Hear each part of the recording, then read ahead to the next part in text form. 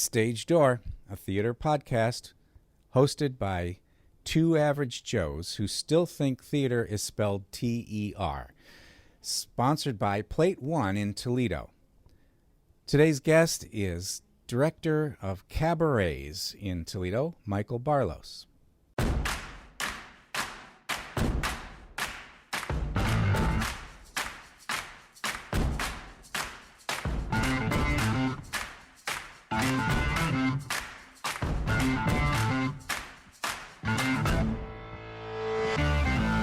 When we put our list together, people that we wanted to talk to, we want to talk to all the people that are the important people in the theater companies, but then we also want to get everybody in that just even has a finger in the world. So we want costumers. The plebeians like me.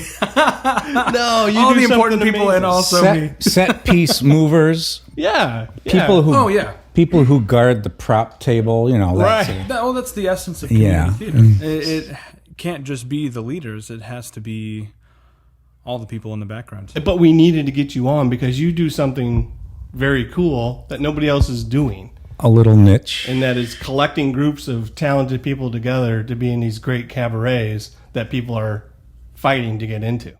I don't know about fighting, but you're very generous. You're beating them away with a stick. That's how many want to get in. No, you're not allowed. No. So you need to tell us now. How did you come about doing this? You had, you and Rhiannon just sitting around and saying, "I want to do this," or you and your buds, or how did this happen? You've been doing this for a while. Since 2015. That was the first one. Wow.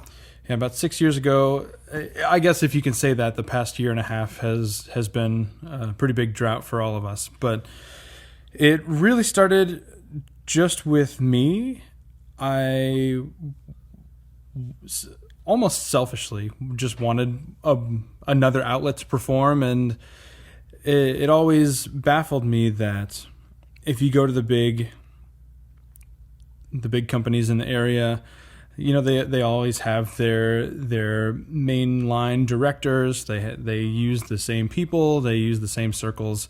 I think maybe 3B and Waterville are kind of the outliers there, where kind of anybody can kind of come and filter in and out.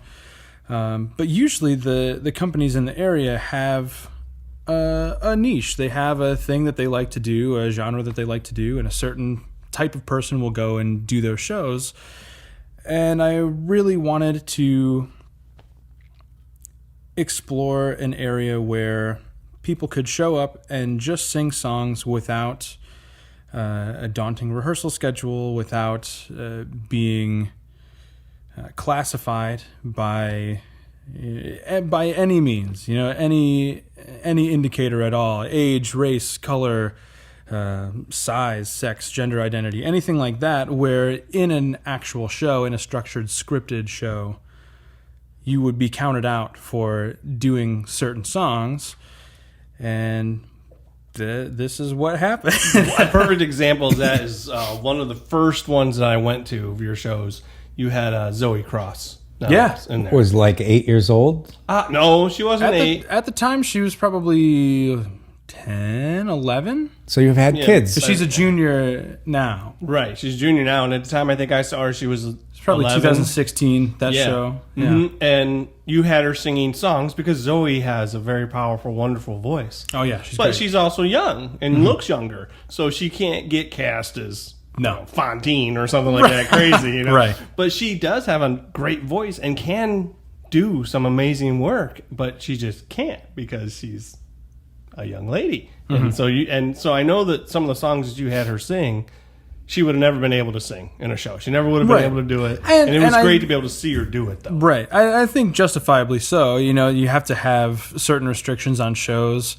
There are a lot of shows that we can't do in Northwest Ohio just because of the demographic that comes out for community theater. It's a lot of younger white people. Right. Which is totally fine. I'm happy when anybody likes to do theater. But that does put a restriction sometimes on the material that is safe to do, a material that is acceptable to do. And that was kind of the inception of the idea of the cabarets. And originally they were supposed to be a pure revolving cast. I was supposed to only be in the first one, and then every show after that would be completely different people, different accompanists, different styles of music. And once we did the first one, it was just a thing that Janine, who plays for all of them, and I kind of decided on that, this is a formula that needs work, but it feels good. It's a formula that can evolve into something really cool. So where was the first one, and was there a charge of admission? What is that? So we've never charged admission. We have only asked for a monetary donation once. We did a fundraiser for Alzheimer's, the Alzheimer's Foundation. That's the only time we've asked for money. It wasn't a requirement. It was just a monetary donation or a food donation. But we always ask for food, clothing, toiletries, things like that. If you don't have anything to give, that doesn't ban you from coming to see the show. I am a firm believer in quality entertainment that everybody should have access to. Especially students too. So students who find out last minute they don't have any money, they don't do anything, and you wouldn't want to discourage them from coming to come see the show. Right. And I understand admission. I've directed for many of the companies in the area. I know that you have to charge a ticket price. But that's for a full show with sets and costumes and director's fees and paying pits and licensing. That all makes sense. For cabarets, where I'm really only paying maybe $100 total to print programs or print music or drive to Janine's house for rehearsal. It really is.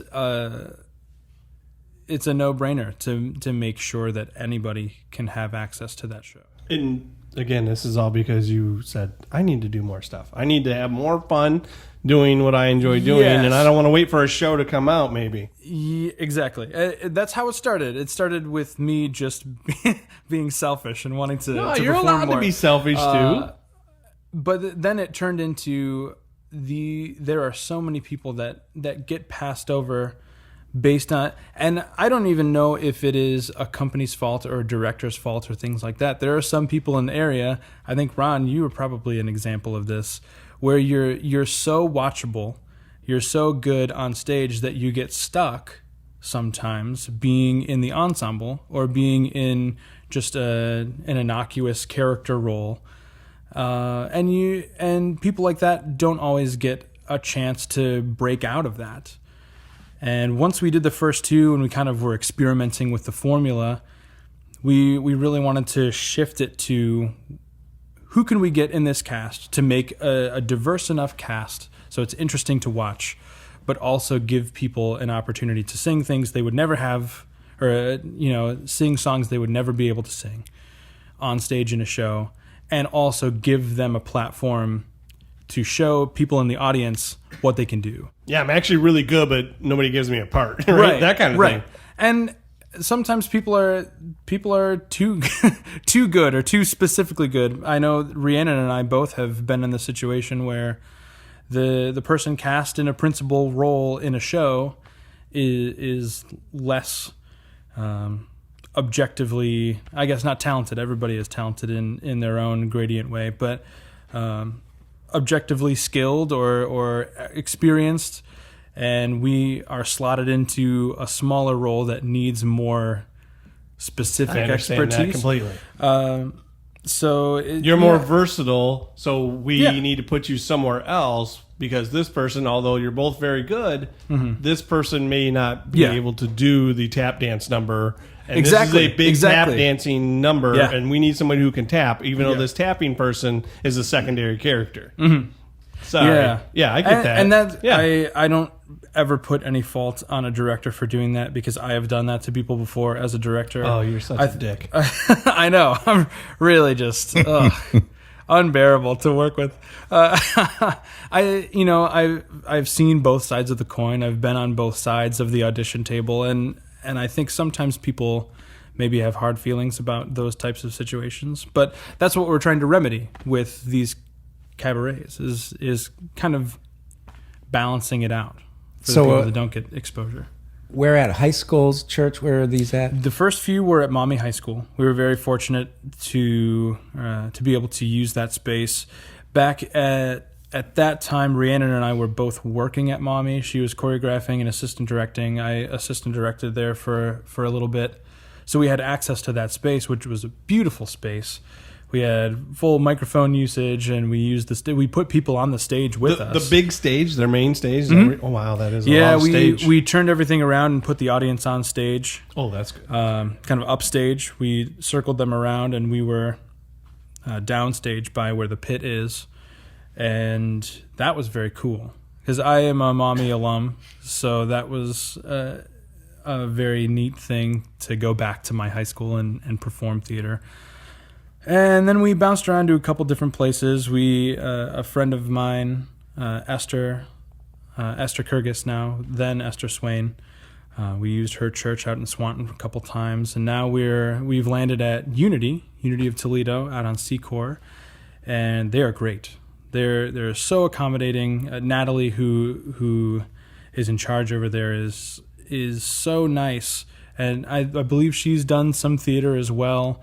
Ward Ensign is a member there. Joe Barton is a member there. Oh, I didn't know that. They're just a beautiful community. They have a nice sound system there. With a great sound system. It is a bit small in there, but it's the size that we need. Exactly. We're not selling out stadiums. Yeah. You know, it's the perfect venue. I for went us. I went to two of them at Mommy High School, and they were intimate. You were right on top of them, and you could talk with them and cheer them on, and it was a different feeling.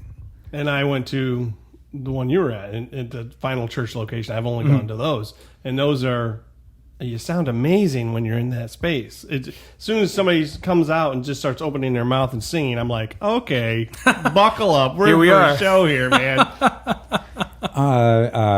Other cast members that have been in it, other teenagers. It started more, looking at the friend circle that I already had and kind of picking from people that I knew really well, that I knew I could count on to learn music or perform at a certain level. And then it grew from there. A good example, Gabe. I have really only worked with him a few times when he was much younger. I think the last time I actually worked with Gabe was Titanic, when he was really small, yeah. And it's gotten to a point where I can work with people like that and just out of the blue message them on Facebook and say, "Hey, I know you don't really know me very well, but you want to be in a cabaret?" I think you once said, "Why would I cast someone I don't like or I can't get along with?" I think you said that once. That sounds like something I would say.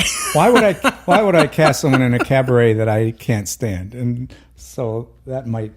Is that why you're not in one then? Is that That's why I'm still on the list. I haven't cast I'm Ron still on the You're list. still on the maybe list. I think there's some merit to that. That certainly does sound like something I would say.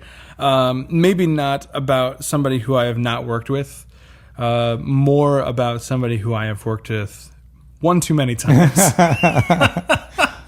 Now, okay, these cabarets, did they ever take on a theme or a social issue, or are they just a hodgepodge of songs? How do you pick the songs? Yeah. I always hate to use the word hodgepodge. I don't know if they're a hodgepodge of songs, but it certainly is never a thematic thing. There have been a few that we've done with a theme from an actual show. Like we did a Les Mis one, we did a Godspell one, where we just sing songs from one show.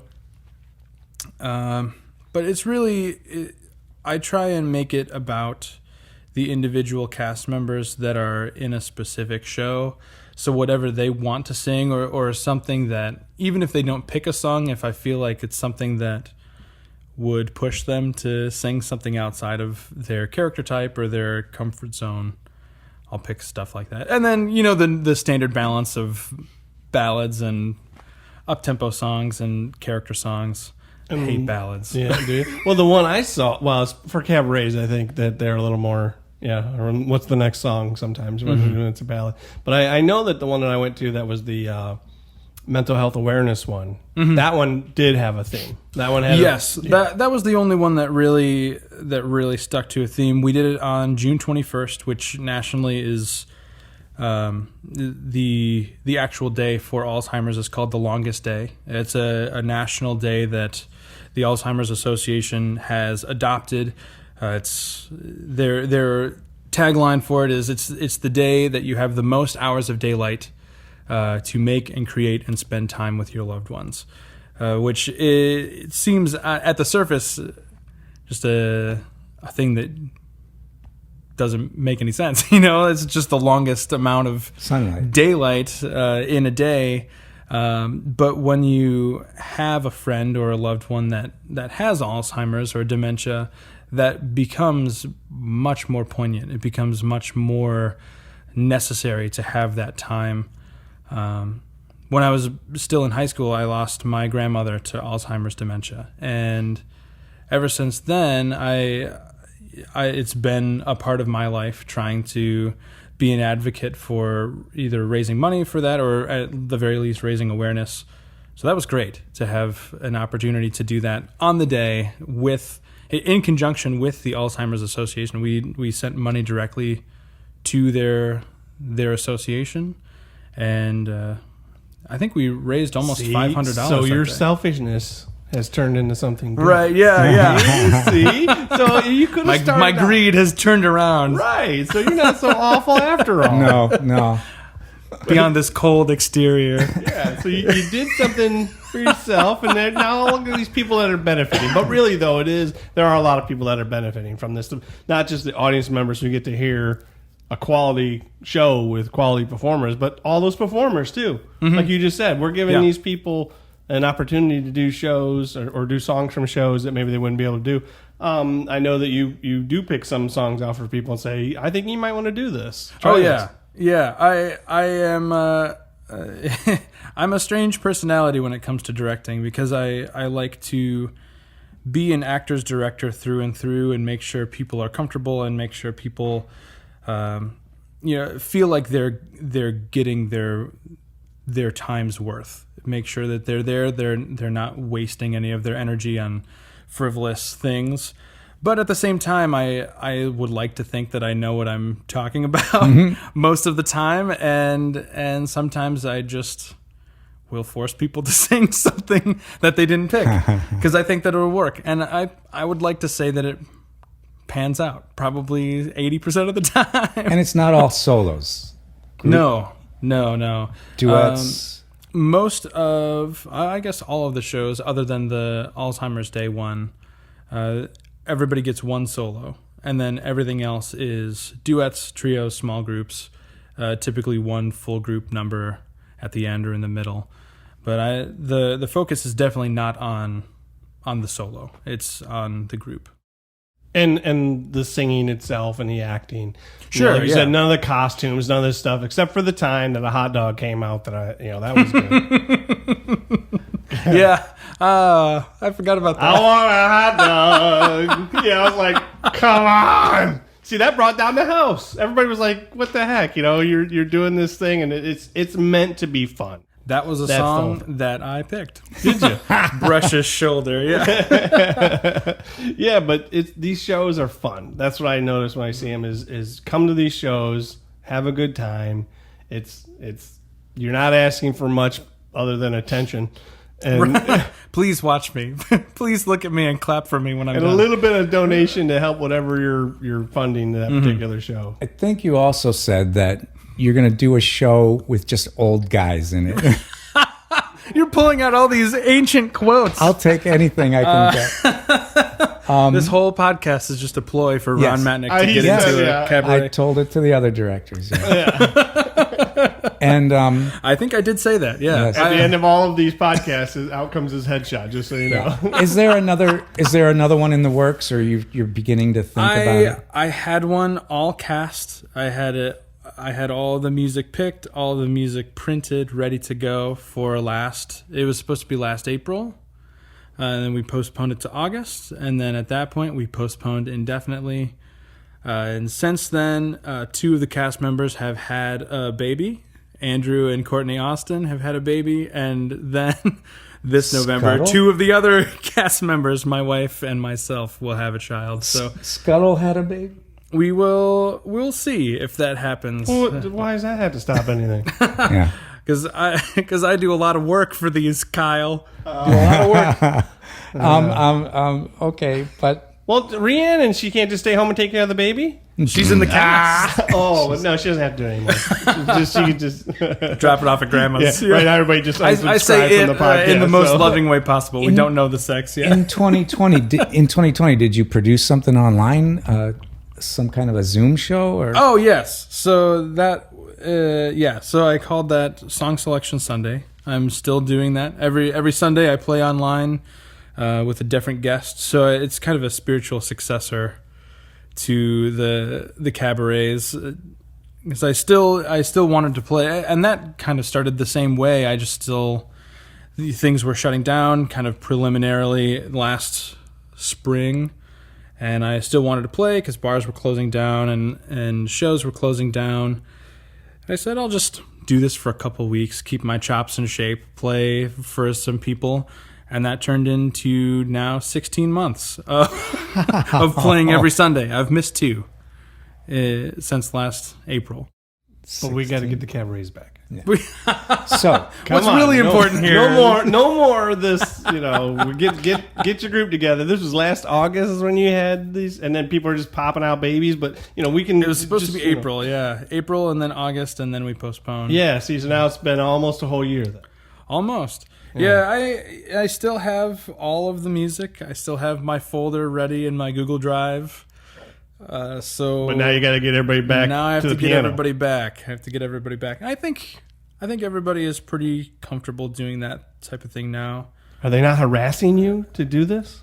No. I'm the only one harassing you? I think you're the only one. Just the 2 of you. Just you guys.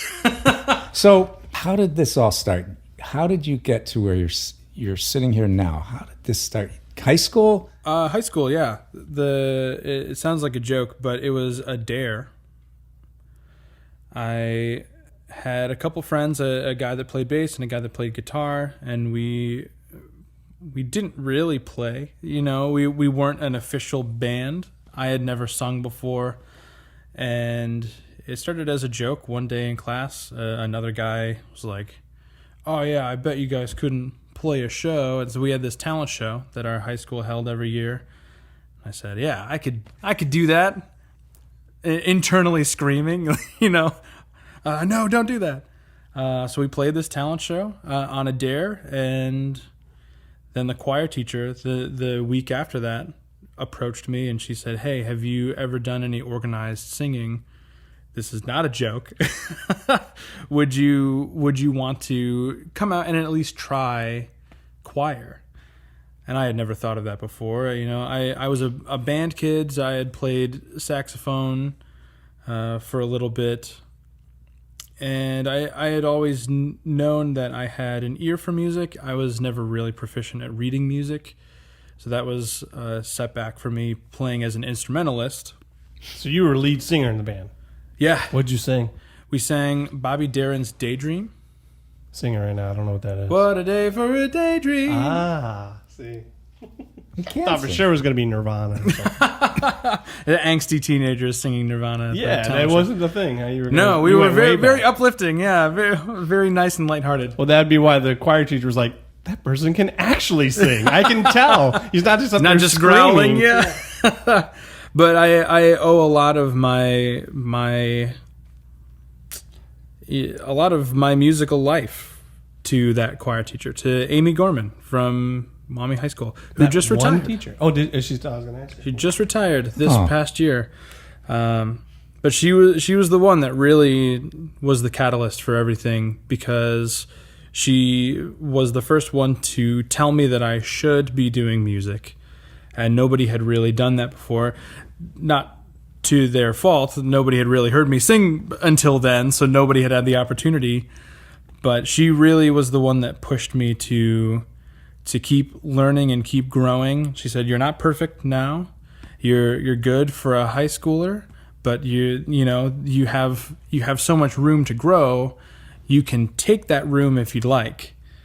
You don't have to. I'm not forcing you to do it, but you could be very good if you keep with this. And that pushed me into music in college and joining a cappella groups and eventually writing and arranging for a cappella and directing a cappella and directing theater. She was the most subtle encourager ever, though, it sounds Oh, like. yeah. And that's Take exactly it or leave it, kid. Whatever, man. Whatever, dude. So did you do theater in high school? I did. I jumped in with 2 feet. That was the end of my sophomore year, was that show that we played. Junior year, I auditioned for and got into the select choir. I joined choir. I joined the drama club. And I was bitten all over with the music and theater bug, all within a couple of months. And I have not stopped. Funny how that works, since. isn't it? Yeah. What was your biggest success on stage in high school? What was your big moment? We should guess what show it was. I think I'm looking at him. I'm thinking like he's what do you think? Curly? No. Curly. No. I'm thinking more like at the other end, like Seymour. You know, he's suddenly Seymour. I think that's what you were. I was always the 4th man in high school. So I had a couple understudies. I understudied Sky Masterson in Guys and Dolls. I guess my shining moment as a character in high school, we did Alice in Wonderland, and I wanted nothing more than to play the Mad Hatter because I really didn't know anything about Alice in Wonderland. So I was like, that's the character I know. I'm going to play the Mad Hatter. And I ended up being cast as the White Knight, who... I know. I have no idea what that is. That was my reaction, too. I was cast as the playing card number 3. I have no idea what this means. I was upset, really, when I got the casting. I was like, okay, I'll just be a guy in the background then. Turns out the White Knight has a huge scene just with him and Alice. He has a huge sword fighting scene and this huge dialogue dump in the middle of the show. And it ended up being the coolest character I played my entire time in high school. I got to shape the whole character. I got to play piano and sing on stage a song that I helped write. It was the first time I used a Scottish accent on stage. The director really let me kind of swing for the fences with it, and it was very fun. Do you remember that character from the Disney version? No. Did they cut that one out completely? Or did they make this just for you? I always tell people though that because when Alice in Wonderland, the Tim Burton version came out, right, whenever it was, early 2010s or something like that, Johnny Depp played the Mad Hatter, but they kind of melded the White Knight character into his character, and he had a Scottish accent, and I said that was me. That was me. You inspired him. I inspired Johnny Depp. Got it. So they had a White Knight costume sitting in the back is what it sounds like. We got to put him in the show, so we'll just make up something. We don't even have a song. He'll have to make his own song. That's kind of crazy, though, but it's awesome. So started in high school, went to college, studied music, and then a cappella choir, and started a rock band? I tried to study music, and I did not get into the music program at BG, which I... accept as a good decision. Coming out of high school, I had no idea what I was doing. I thought American Idol was the pinnacle of musical success. And so going into college, I was like, oh yeah, I'm going to be a music major, going to be a singer. I'm going to wipe the floor with these people. And didn't get in 3 times. And then I eventually stopped trying, which was the best thing that ever could have happened, because that's not the way that I would have liked to pursue music, the way that BG does it. And I think that they have a fantastic music program. They have a fantastic music education program.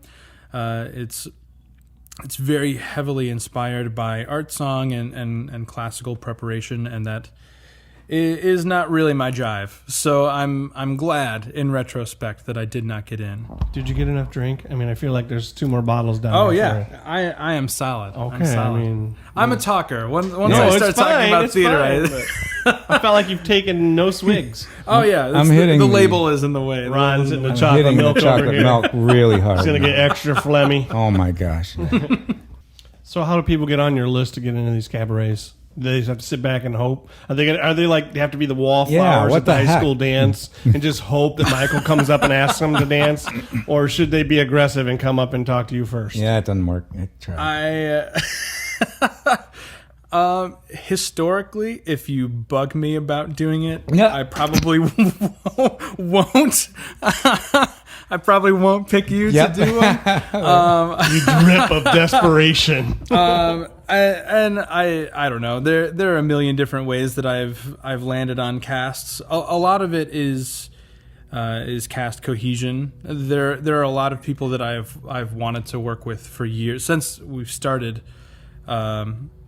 That just don't fit with everybody else. Not because of them, but just because I want to make a nice, well-rounded cast with different voice types, different body types, making sure we have a nice disbursement. I've definitely of seen that on the styles. shows. So you've accomplished that goal. And they're like, I have 2 lists on my phone. I don't know. Lists of people or Lists lists of people. of shows you want to do in a cabaret? Songs I don't really pick until I have the cast.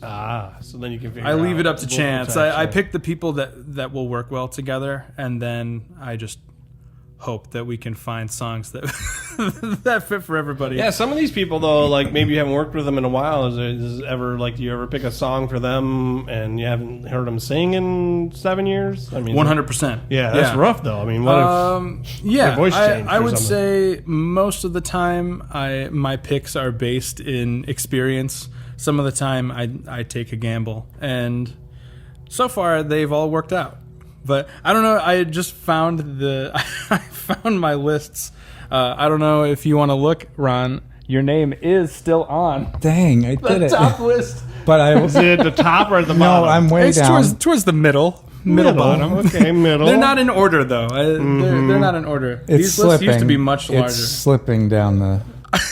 I just keep pushing you Yeah, lower and yeah. lower. Oh no. Okay, so get the cabarets going. All right. Let's get them going. Let's stop messing around. You're trying to derail the whole thing here and get off being a cabaret producer. Trying to talk about you being a big time director and becoming somebody and going off to New York. Nuh-uh. You're staying here. Oh no! And you need to do the cabarets because that's why you're a value and an asset to the theater community here. I love the Northwest Ohio community theater scene. I have no intention of going anywhere bigger, because it really does feel like it's a very large and very small circle here, where everybody can kind of go wherever they want to go. All of the theater, we do have a lot of theaters in the area. More than New York City, I'm telling you. We have many production companies here, and a lot of people will say that that's a bad thing, and I disagree. I think it is great because everybody has their own little niche, and nobody really is very restrictive. I've heard of a lot of other areas, a lot of collegiate areas around Ohio or Indiana or Kentucky where their theater company is their theater company, and the people that are involved in that company do all of the shows, and you see those people in their shows, and that's what it is. And I think it's so great that in this community, even though each theater company has their niche, has their genre that they like to do more than other things, really it's open to anybody that wants to audition. Nobody is really restrictive with who they cast. And that's very refreshing. And I don't know that I would want to leave that type of environment.